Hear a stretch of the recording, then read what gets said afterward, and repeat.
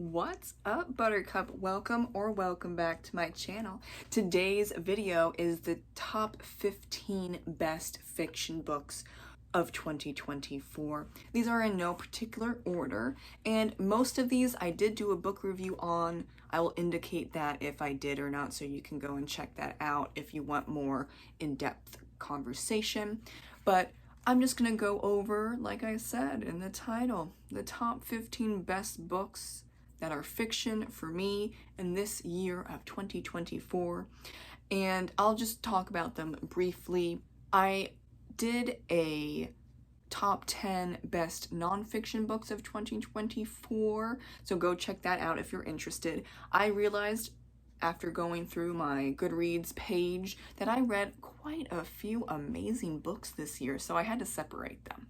The first book that came to mind as being the best, for sure, is Emily Wilde's Map of the Otherlands by Heather Fawcett. I did a book review on that.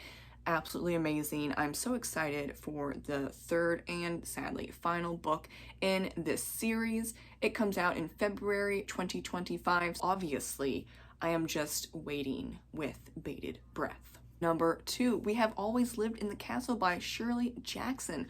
That was the first book that I ever read of Shirley Jackson. I don't know why I haven't gotten to her until now, but I am so glad that my friend Patrick recommended her, and I did a book review on that. Number 3, The Guncle by Stephen Rowley.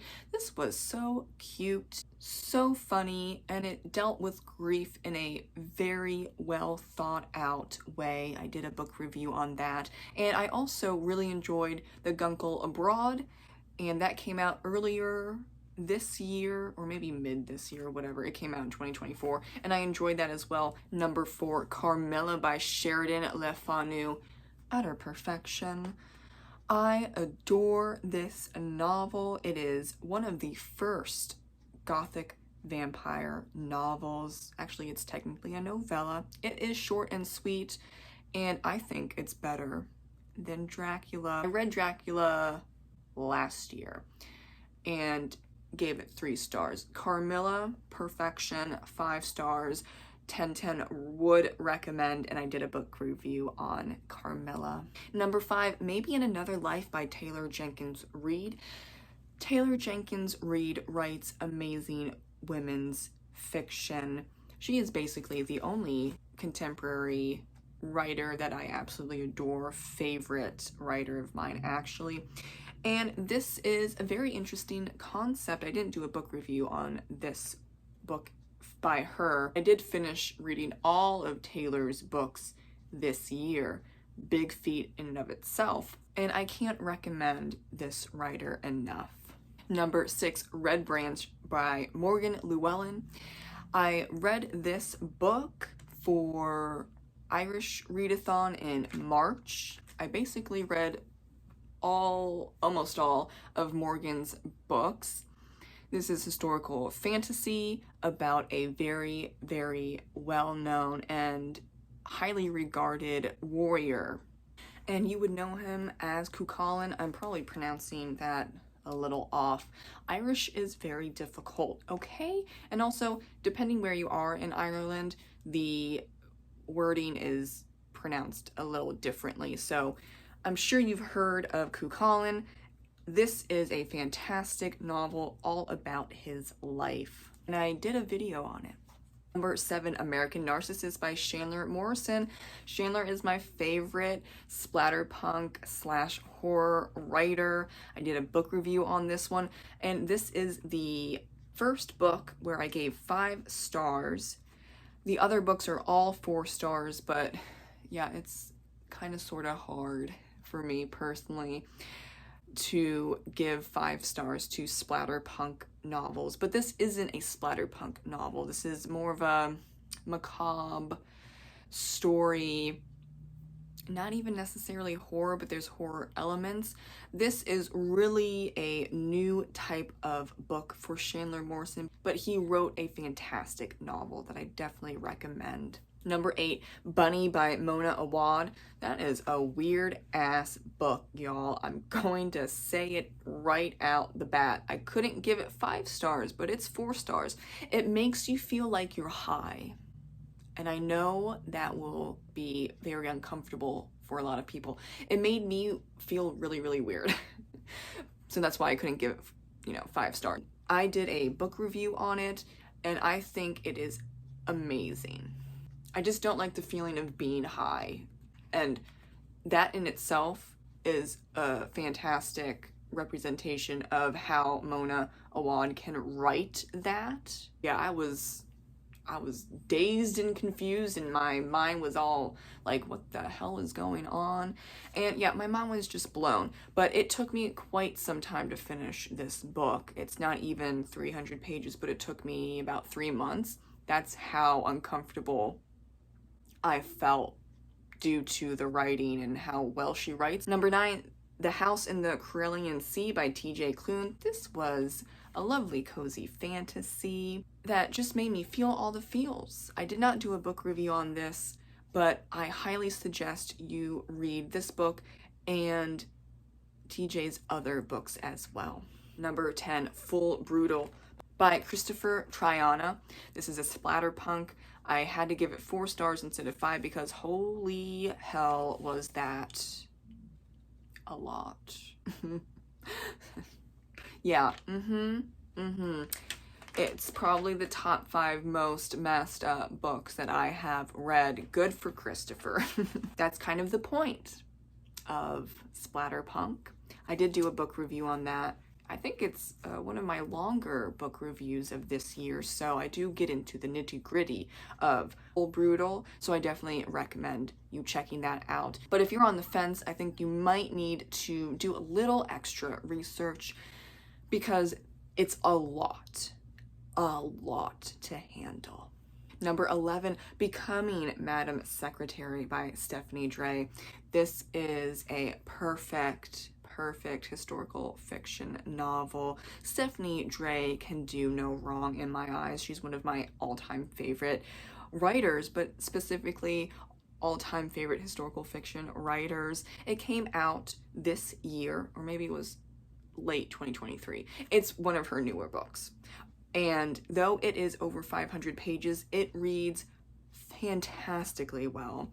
And I did a book review on that. This is about Miss Frances Perkins and her life from about the early 1920s up to around 1938, give or take. And her involvement with FDR, New York State, and outlawing child labor. Number 12, The Haunting of Hill House by Shirley Jackson. I did a book review on that. I read it during the beginning of fall, not during the month of October, but I think this was a very fantastic introduction to the fall spooky vibes. Like, we're not there yet for Halloween, but we're coming close. I really enjoy Shirley Jackson, and I want to pick up more of her novels in 2025. Number 13, An American Beauty by Shauna Abbey. This is a new author to me. I did a book review on An American Beauty and her other book, The Second Mrs. Astor. She is a very great writer. This is about Arabella Huntington, who was very poor in the South after the Civil War, and then she became mistress to one of the richest men in the Gilded Age, and then she became his wife, and it tells her story. Number 14, A Dowry of Blood by S.T. Gibson. Sometimes you just need some vampiric feminine gothic rage, and this book delivers. I did a book review on this. It helped me overcome a really bad reading slump in October. October was not good. It was not good. I did try out a lot of new authors. Maybe that was why, but like, oh my gosh, there were some male authors that just done pissed me off, and that is really, really hard for me to say or believe, because it's usually not back to back to back utter nonsense, but that happened in October. So yes, I needed some feminine rage. I did.